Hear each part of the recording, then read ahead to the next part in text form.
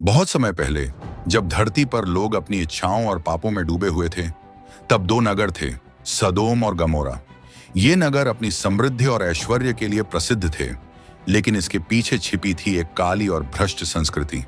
बाहरी रूप से ये नगर बहुत आकर्षक थे, लेकिन अंदर से ये पाप और भ्रष्टाचार से भरे हुए थे। यहाँ का समाज हिंसा, अनैतिकता और अत्याचार से भरा हुआ था, और कोई भी इस पापमय जीवन से बाहर निकलने के लिए तैयार नहीं था। सदोम और गमोरा की समृद्धि किसी से छुपी हुई नहीं थी। यहाँ के लोग व्यापारियों से लेकर आम नागरिकों तक समृद्धि के लिए हर सीमा पार करने को तैयार थे। उनके पास अपार संपत्ति थी, बहुमूल्य रत्न थे और शानदार महल थे। वे स्वर्गिक सौंदर्य के बीच रहते हुए भी अपने दिलों में केवल पाप और मक्कारी पाले हुए थे। ये नगर अपने बाहरी आकर्षण और ऐश्वर्य से लोगों को आकर्षित करते थे, लेकिन इसका अंदरूनी सच बहुत भयानक था। यहाँ की जीवन शैली पूरी तरह से खुद को संतुष्ट करने की थी। गरीब और निर्धन वर्ग का शोषण करना यहाँ आम बात थी। मांसाहारी भोजनों की बेहिसाब खपत, शराब के जश्न और सबसे बढ़कर लोगों का अन्यायपूर्ण व्यवहार, ये सब सदोम और गमोरा का रोजमर्रा का हिस्सा था। न्याय का तो नामो निशान नहीं था और पवित्रता की कोई कद्र नहीं थी। जब ये नगर इतने अधिक पाप में डूबे हुए थे, तब परमेश्वर ने अपने एक सेवक लूत को इन नगरों में भेजने का निर्णय लिया। लूत एक धर्मी और परमेश्वर का भय मानने वाला व्यक्ति था, जो सच्चाई और नैतिकता का पालन करता था। उसे इस संसार में पाप के प्रभाव से लड़ने का कार्य सौंपा गया था। लूत अपने परिवार के साथ सदोम में रहने आया था, और जल्द ही वह इस नगर की पापमय जीवन शैली से परिचित हो गया। उसने देखा कि लोग अपने आप को भौतिक सुखों में डुबोए हुए थे और किसी को भी सही गलत का एहसास नहीं था। वह परमेश्वर की ओर से आए संदेशों को लोगों तक पहुंचाने की कोशिश करता था, लेकिन लोगों ने उसे गंभीरता से नहीं लिया। उसे बार बार ताना मारा जाता, उसका मजाक उड़ाया जाता। फिर भी लूत ने हार नहीं मानी। लूत ने निरंतर प्रार्थना की और उन्हें परमेश्वर के न्याय और दया की याद दिलाई, लेकिन जिनके दिल पाप से भरे थे, वे उसकी बातों को नकारते रहे। लूत ने सदोम के नागरिकों को चेतावनी दी कि यदि वे अपनी बुराइयों से नहीं लौटे, तो परमेश्वर का न्याय उन्हें भस्म कर देगा। परंतु लोग इतने अंधे हो चुके थे कि उन्होंने उसकी बातों पर विश्वास ही नहीं किया। वह अपनी दुनिया में ही खोए हुए थे। एक दिन जब सूर्य धीरे धीरे अस्त हो रहा था और नगर में अंधेरा गहरा हो रहा था, लूत अपने घर के बाहर खड़ा था।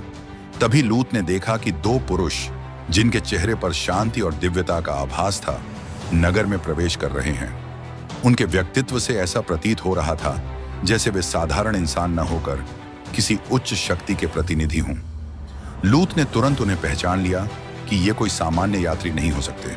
वह उनके पास गए और ससम्मान उन्हें अपने घर आमंत्रित किया।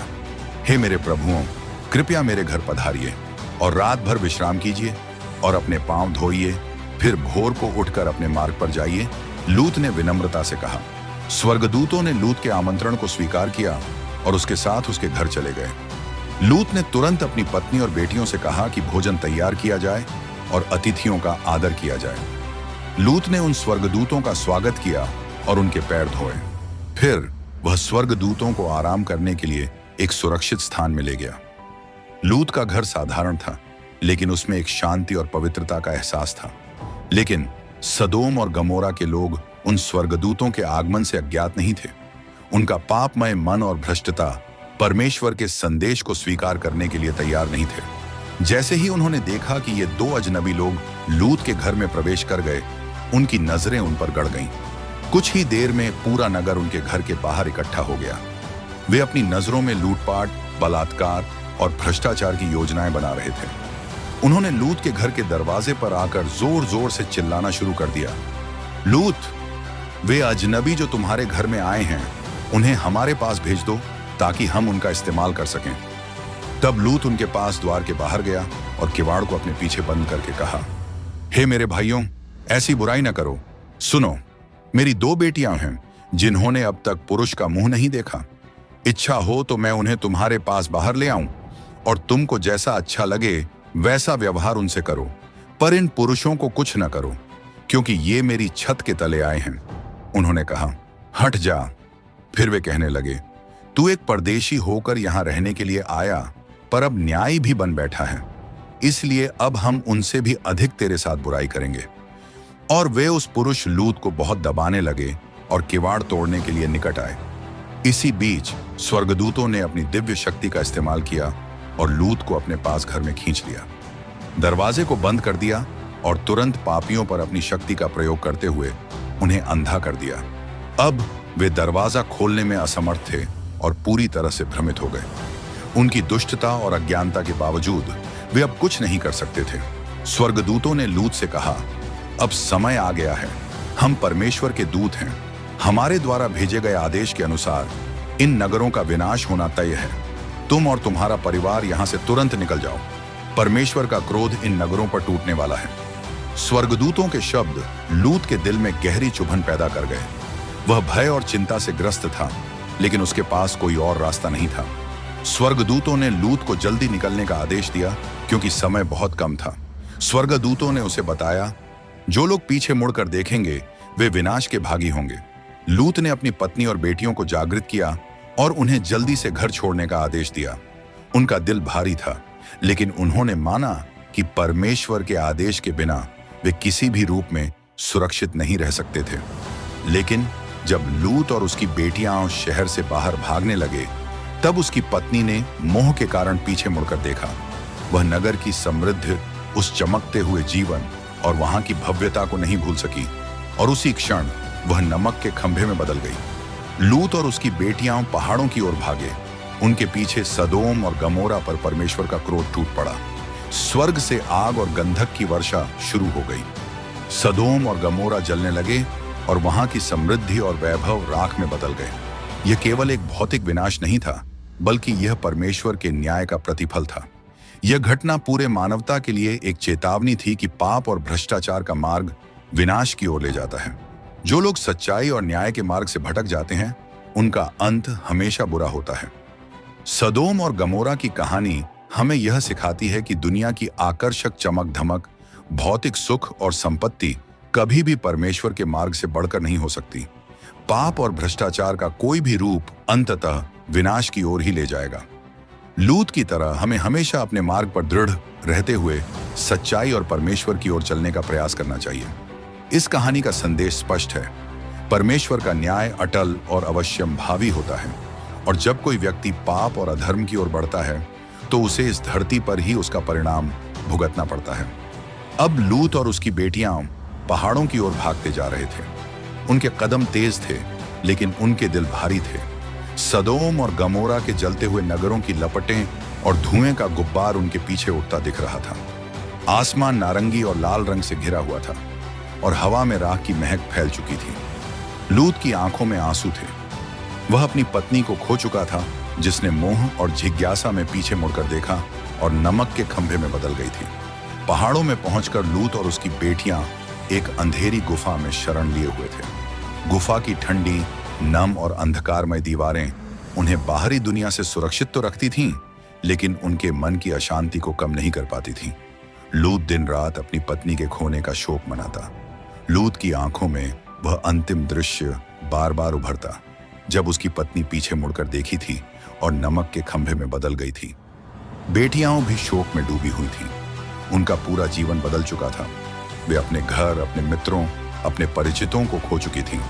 सदोम की गलियों में जहां कभी जीवन की चहल पहल थी, वहां अब केवल राख और धुएं का साम्राज्य था। वे समझ नहीं पा रही थीं कि उनका भविष्य क्या होगा।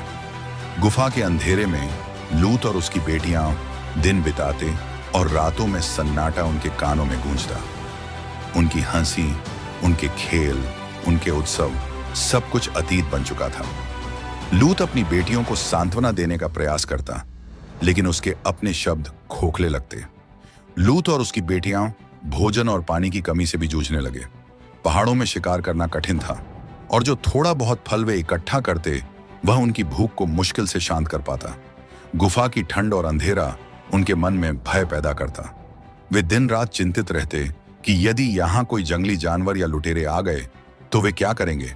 हर सुबह लूत पहाड़ों की ओर देखता, जैसे कोई चमत्कार होने की उम्मीद करता हो, लेकिन दूर दूर तक केवल सूखे पहाड़ और बंजर भूमि दिखाई देती। उसकी बेटियां भी धीरे धीरे निराशा में डूबने लगीं। समय बीतता गया और लूत की बेटियां अपने भविष्य को लेकर चिंता में डूब गईं। वे जानती थीं कि इस वीरान पहाड़ में उनके पास कोई सहारा नहीं था। उनकी दृष्टि में दुनिया खत्म हो चुकी थी। उनके पास न कोई परिवार था, न कोई मित्र। उनकी चिंता इस बात पर केंद्रित हो गई कि उनका वंश कैसे चलेगा। लूत बूढ़ा हो चुका था और उनके पास कोई और पुरुष नहीं था जो उनके वंश को आगे बढ़ा सके। ये विचार उनके मन में गहराई से बैठ गया और उनकी चिंता भय में बदल गई। अपनी निराशा और भय में डूबी हुई लूत की बेटियां एक भयानक निर्णय पर पहुंची। उन्होंने सोचा कि यदि उनके वंश को जीवित रहना है तो उन्हें अपने पिता से संतान उत्पन्न करनी होगी। यह निर्णय उनके नैतिक मूल्यों और परंपराओं के विरुद्ध था, लेकिन उनकी निराशा ने उनके विवेक को अंधा कर दिया। बड़ी बेटी ने अपने पिता को दाख मधु पिलाई। लूत, जो अपने दुख और थकान में पहले ही टूटा हुआ था, दाख मधु के प्रभाव में होश खो बैठा। बड़ी बेटी ने उस रात अपने पिता के साथ संबंध बनाए। अगली रात छोटी बेटी ने भी वही किया। उसने भी अपने पिता को दाख मधु पिलाई और उसे संबंध बनाए। समय बीता और दोनों बेटियां गर्भवती हो गईं। उनके गर्भ से 2 पुत्रों का जन्म हुआ। बड़ी बेटी ने अपने पुत्र का नाम मोआब रखा। वह आगे चलकर मोआबी जाति का पूर्वज बना, जो इजराइल के पड़ोसी बने। छोटी बेटी ने अपने पुत्र का नाम बेन-अम्मी रखा, जो आगे चलकर अम्मोनी जाति का पूर्वज बना। ये दोनों जातियां, मोआबी और अम्मोनी, इस्राएल के इतिहास में महत्वपूर्ण भूमिका निभाई, लेकिन उनका उद्गम एक पापमय निर्णय और निराशा से हुआ था। लूत और उसकी बेटियां, जो सदोम और गमोरा के पाप से बच निकले थे, अब भी पाप के जाल में फंस गए थे। उनकी निराशा और भय ने उन्हें अंधा कर दिया और उन्होंने एक ऐसा निर्णय लिया जो न केवल अनैतिक था, बल्कि उनके पूरे वंश को कलंकित कर गया।